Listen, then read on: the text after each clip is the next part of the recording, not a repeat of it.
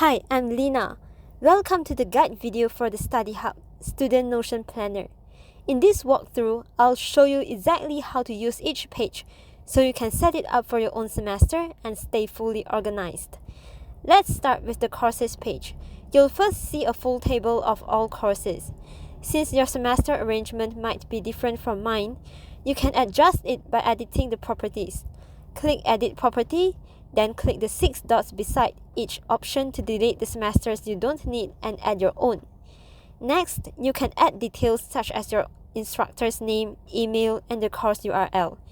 There's also a gallery view of all courses, where you can filter by a specific semester. On the dashboard page, the gallery view of this semester's courses can also be filtered to show only the current semester. To add a new course, simply click the Add button. In each course page, you'll also find notes linked to that course, as well as academic tasks, exams, and assignments related to it. Next, move on to the Study Scheduler page. This is the key feature module of this template. All items on this page are filtered to the academic category. You will first see the group's table view for review and reading. This is used to record topics for reading and reviewing. All items in this view are filtered to those carrying the text reading or review. You can link them to a course and sort them by different mastery levels, so that you know which topic to focus on. Next is the assignment view, which shows items tagged as assignment, lab report, presentation, or group project. Here, you can add an ideal due date and links tasks to courses. The days left will be calculated automatically. You can also click the toggle beside the task name to add subtasks and check them off once they are done. Following that is the exam and test view, which shows items filtered with the text test or exam. Next, we have the monthly and weekly calendar views, which display all academic events. After that, there's a table view of all unfinished academic tasks. Once you check off a task, it will disappear from this view. Finally, there's a table view of all academic tasks. If a task is recurring, you can set the recur interval and recur unit.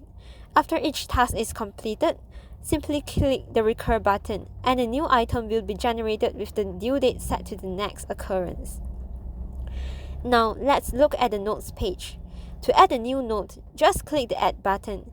Inside each note template, you'll see empty toggle headings for sections and empty bullet lists where you can fill in your details. The first view is the table view.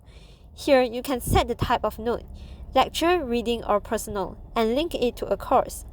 There's also a gallery view, which gives you a more visual layout of all your notes, and the board view, where notes are grouped either by type or by course. If you want, you can add filters so it only shows notes from the courses you select. By default, notes are sorted by the last modified date, so your most recent notes will always appear first.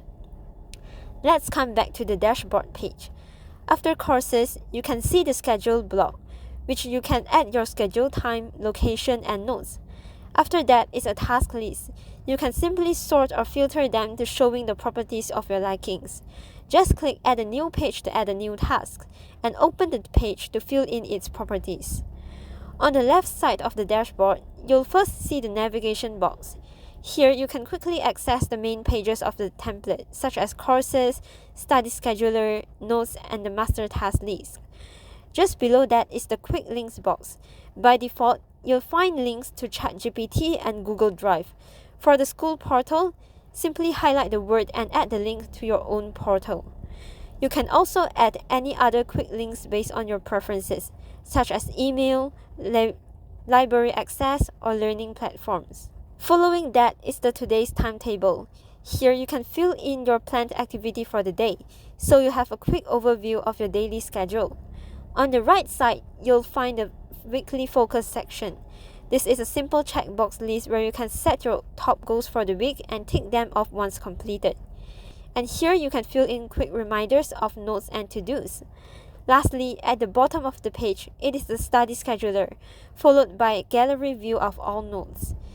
That's it for this tutorial. I hope you enjoy using the Study Hub. And remember, if you ever get stuck or have questions, don't hesitate to reach out.